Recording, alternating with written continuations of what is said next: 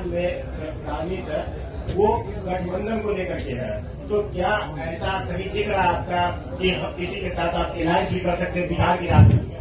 पहली बात आप ये समझिए कि जब मैंने पदयात्रा शुरू की उसी दिन ये बताया है कि दल तभी बनेगा जब मैं करीब करीब पूरा बिहार पैदल चल लूंगा।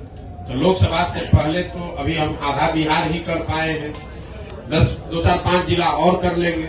तो लोकसभा से पहले जन स्वराज दल बनने की संभावना तो मैं नहीं देखता हूं। लेकिन अगर लोग ये चाहते हैं कि वो चुनाव लड़े, जो लोग जन स्वराज परिवार से इस परिकल्पना सोच से जुड़ रहे हैं, और अगर वो तय करते हैं कि चुनाव लड़ा जाए तो उन जगहों पर चुनाव लड़ सकते हैं।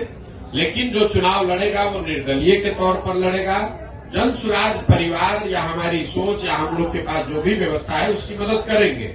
लेकिन ये निर्णय विशुद्ध तौर पर उन लोगों का है जो जन स्वराज से जुड़े हुए हैं।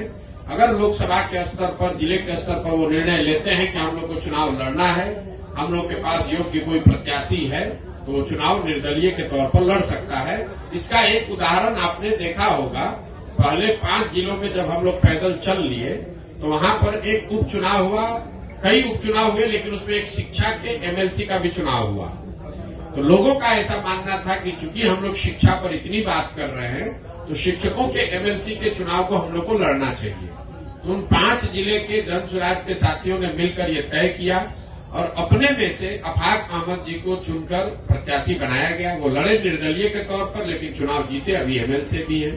तो लोकसभा में ये संभव है कि जन स्वराज के जो साथी जिन जिलों में हम लोग पदयात्रा कर चुके या जहां पर वो संगठन बन गया है, वहां पर अगर वो तय करते हैं कि चुनाव लड़ना है, उनके पास उनकी नजर में कोई योग्य उम्मीदवार होगा तो वो उम्मीदवार निर्दलीय के तौर पर लड़ सकता है।